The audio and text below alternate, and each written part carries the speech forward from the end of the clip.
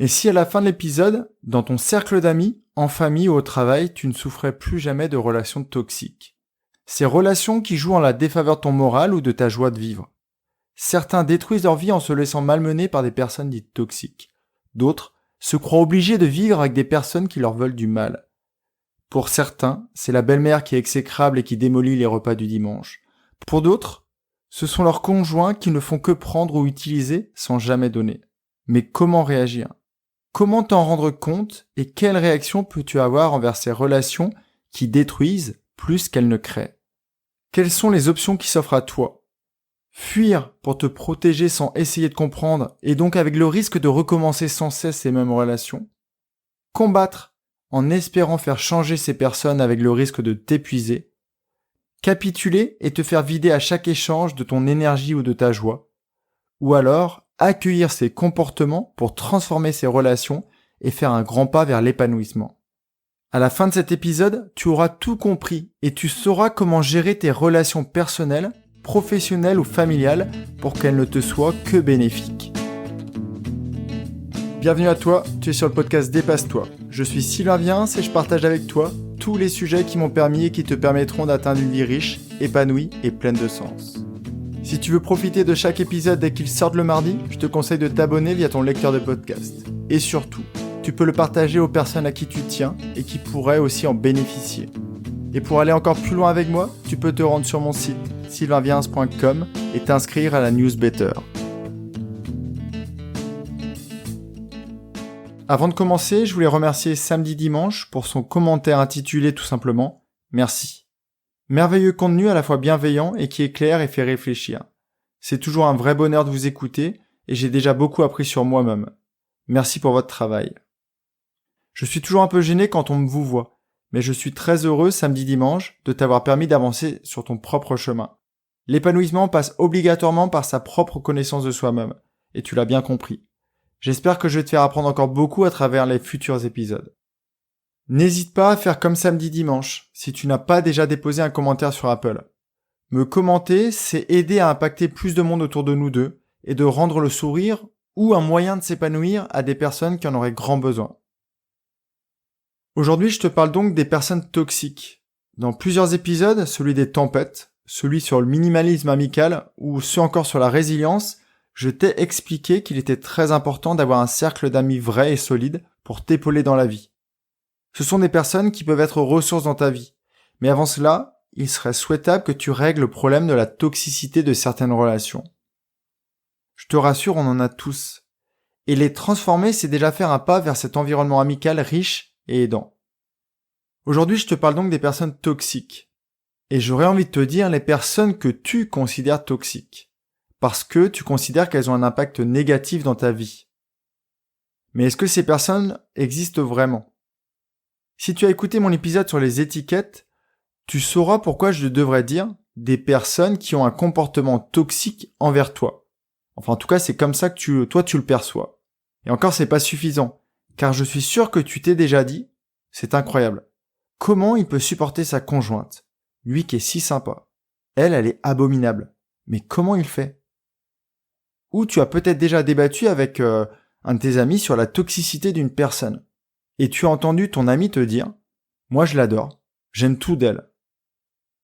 Et là tu restes un peu médusé en te disant « Mais comment est-ce possible qu'il puisse dire cela alors que moi je la déteste ?» Pour le reste de l'épisode, je parlerai de ces personnes toxiques, mais tu as compris que cela ne veut rien dire. On pourrait définir ces personnes comme des relations dont tu as pris conscience qu'elles n'ont pas un comportement positif sur toi. Mais déjà la première question c'est comment tu as cette prise de conscience ? Comment tu remarques qu'elles ont un effet néfaste sur toi ? Tout simplement en étant conscient de ce que tu ressens à leur contact. Tu les appelles et elles ne te demandent jamais comment tu vas. Après l'appel, tu ressens de la tristesse, voire même de la colère. Tu leur donnes un coup de main et jamais elles ne te rendent l'appareil. Ce sont de vrais preneurs, pour faire référence à l'épisode de la semaine dernière. Tu leur parles d'un de tes projets qui te tient à cœur et elles le dégomment d'un revers de manche. Tu leur exposes une de tes réussites et elles font comme si elles n'avaient rien entendu ou alors elles la minimisent. Tu aimerais avoir une discussion profonde avec ces personnes. mais leurs blagues incessantes empêchent l'interaction que tu aurais aimé avoir. Tu les aimes, mais elles ne te donnent aucun geste d'amour, aucun geste de compassion en retour, et tu as l'impression que c'est en sens unique. Et je vais prendre un dernier exemple. Tu les visites, et quand tu sors de chez elles, tu as l'impression d'avoir perdu ton temps, voire pire, toute ton énergie. Tous ces comportements sont de différents ordres. On peut trouver de la manipulation, de la jalousie, de l'envie, peut-être de l'incompréhension. Et en fait, à force de répétition, ces comportements peuvent t'atteindre. Ils peuvent atteindre ta volonté, ton énergie, et même ton estime de toi.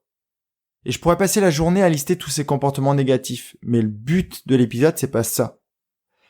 J'aime bien l'image du vampire. En fait, ce vampire qui t'hypnotiserait, qui te déstabiliserait, et qui enfin sucerait toute ton énergie. Et c'est un peu le cas. Mais alors, qu'est-ce que tu fais pour ne pas souffrir de ces relations ? Comme d'habitude, c'est la prise de conscience qui est indispensable, comme je viens de t'aider à le faire. Mais attention, cela n'empêche en rien ta responsabilité dans le sens où par exemple un virus a besoin d'un hôte. Un danseur de salsa a besoin d'une partenaire. Ou encore, pour reprendre l'exemple précédent donc du vampire, un vampire a besoin de ton sang pour survivre. Il faut vraiment que tu comprennes, et peut-être qu'aujourd'hui tu ne t'en rends pas compte, tu joues avec cette personne. Mais malheureusement, tu as l'impression de tout le temps perdre. Et c'est là que se situe le problème. Alors qu'est-ce que tu peux faire pour ne plus perdre ? Tu pourrais établir de nouvelles règles du jeu pour rééquilibrer les chances de profiter de l'interaction. Tu peux aussi te mettre en échec et mat et quitter le jeu. Ou alors, une solution que je te déconseille, c'est de te mettre en colère. Et tu pourrais lui jeter les pions au visage pour que la partie s'arrête tout de suite. Mais ce serait rentrer dans son jeu et donc t'épuiser. Dans un premier temps, tu dois t'écouter et ressentir tous les effets de cette personne sur ton écosystème. Et dès que c'est fait, et dès que tu as identifié que ce n'est pas une personne ressource, et que tes relations avec elle ne sont pas saines ou qu'elles ne te servent pas dans la vie, tu peux aller plus loin en identifiant quels sont les comportements qui te déplaisent. Est-ce que c'est son aptitude à te dévaloriser ? Est-ce son aptitude à te faire douter ? Ou encore son aptitude à casser ta joie ? Et tu vas déjà t'en servir pour voir ce qui résonne en toi et comment elle peut avoir autant d'impact. Et donc ça va te permettre d'identifier déjà des axes de travail sur ta personne. Mais alors comment peux-tu réagir face à cette relation toxique ? La plus simple, mais pas forcément la plus enrichissante, c'est de prendre de la distance. Alors de la distance physique, c'est-à-dire t'éloigner, ou alors tu peux réduire le nombre de visites, ou la fréquence de vos échanges. Tu peux aussi réduire par exemple la durée de ces visites, ou la durée des appels par exemple si vos interactions se passent au téléphone. Voire tu peux complètement couper les ponts, et tu coupes en fait tous les liens avec cette personne. Alors quelquefois la fuite c'est la meilleure solution, car dans certains cas tu dois absolument te protéger ton intégrité mentale mais aussi physique. Mais si jamais tu ne souhaites pas couper les ponts avec cette personne, ou ne pas t'éloigner complètement, il va falloir que tu fasses évoluer le jeu. Et vu que tu m'écoutes depuis longtemps, tu sais que je ne suis pas un grand fan de la fuite, car en fait cette solution ne permet pas de grandir. Or, cette relation peut te faire comprendre des choses en profondeur, et donc ça peut te permettre d'avancer sur ton propre chemin. Une seconde option possible, c'est d'essayer de faire changer la personne, en partant du postulat que tout le monde peut changer, et qu'elle n'est pas foncièrement toxique, que ce n'est pas volontaire. Ce serait tout à ton honneur d'essayer de faire ça, mais malheureusement, si tu n'es pas outillé, tu risques d'y laisser des plumes. Je te conseillerais de laisser cela à un thérapeute, ou même à un bon coach, car tu n'as pas forcément le recul nécessaire pour le faire, et cela pourrait encore renforcer le jeu entre vous deux. En revanche, sans la faire directement changer, tu peux être un modèle pour elle et appliquer tout ce que tu aimerais voir dans votre relation.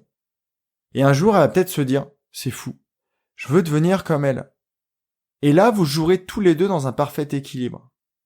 Et la relation va complètement évoluer. Une troisième option, c'est que tu sois transparent avec la personne et que tu lui exprimes factuellement comment tu vis la relation. Bien sûr, il faudra que tu utilises une communication bienveillante et factuelle, ce qui va lui permettre de comprendre par elle-même et peut-être de démarrer sa propre réflexion.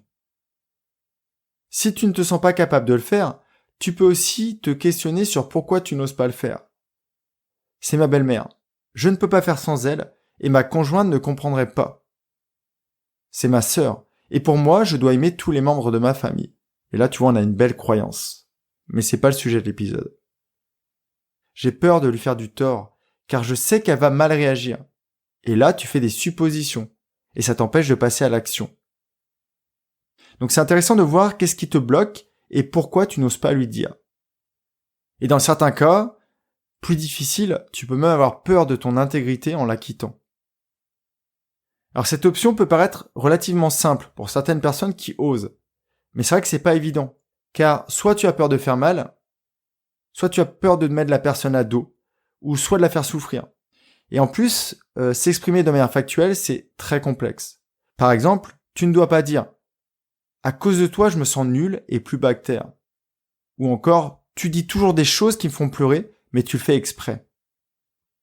Il faudrait plutôt que tu dises « Quand tu me dis cette parole, que tu peux répéter, je me sens avec cette émotion ». Ou encore « Quand je te parle de mon projet du moment, j'aimerais que tu m'aides à aller de l'avant, au lieu de me lister tous les risques que je vais rencontrer ». Il n'est pas évident de formuler tout ça extrêmement bien à l'oral, mais tu peux aussi essayer de passer par l'écrit. Par exemple, tu peux lui écrire une lettre que tu reliras plusieurs fois avant de l'envoyer, et ce qui permettra d'avoir la même conséquence. Et c'est peut-être beaucoup plus simple. Et peut-être même qu'à un moment, tu auras tellement réfléchi et analysé votre relation que tu n'auras même plus envie d'envoyer cette lettre et que tu auras fait le nécessaire. Soit parce que tu auras décidé de ne plus revoir cette personne, soit parce que tu auras décidé que ce qu'elle t'apporte est bien supérieur à ce qu'elle te retient, à tous ces défauts que tu as identifiés. Et enfin, une quatrième option, délibérément, si tu t'en sens capable, c'est de continuer à côtoyer cette personne en repérant l'avantage qu'il y a à le faire. Je vais t'aider à comprendre. Et j'ai quelques questions pour toi. Donc, tu as identifié les comportements qui te déplaisent. Tu as identifié les conséquences que ces comportements déplaisants ont sur toi. Que dirais-tu maintenant de travailler ces comportements pour instaurer dans ta vie leur opposé ? Pour éclaircir les choses, je vais te donner quelques exemples. Si cette personne te dévalorise tout le temps, essaye de valoriser toutes tes relations. Si cette personne t'assèche de ta joie, essaye de dégouliner de joie sur tous tes amis. Si cette personne passe son temps à critiquer ta personnalité, mets en valeur la personnalité de tous tes interlocuteurs. Donc tu vois, une relation avec une personne toxique peut être une opportunité incroyable de travailler ta capacité à communiquer factuellement. Ça te permettra aussi de prendre de la hauteur vis-à-vis d'une situation. Ça te permettra d'oser vaincre certaines peurs ou croyances. Ça te permettra de travailler ton sentiment de culpabilité.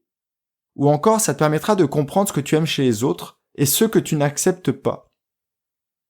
Dans la newsletter de jeudi, je vais te parler d'une technique très puissante pour que dans le cas où l'éloignement ne soit pas possible, tu puisses te créer une cape d'invincibilité, afin que toutes les critiques et toutes les remarques blessantes ricochent sur toi. Ce sera sûrement sous forme de vidéo. Et je peux te promettre qu'après cette lettre, quel que soit son format, tu ne louperas plus jamais la lecture des prochaines. J'espère vraiment que cet épisode t'aura permis de bien comprendre le phénomène, de bien comprendre ce que peut être une relation toxique et comment tu peux t'en sortir. Je te souhaite une très très belle journée, prends bien soin de toi, et à jeudi dans la newsletter ou à mardi pour l'épisode prochain. Bye bye. Si cet épisode t'a appris quelque chose, n'hésite pas à en parler autour de toi. Dis-toi qu'à chaque fois que tu m'aides à le diffuser, tu fais tous les jours un peu plus pour aider tes proches et influencer positivement les gens qui nous entourent. Je te remercie très sincèrement pour ton écoute et je te souhaite vraiment le plus beau pour la suite.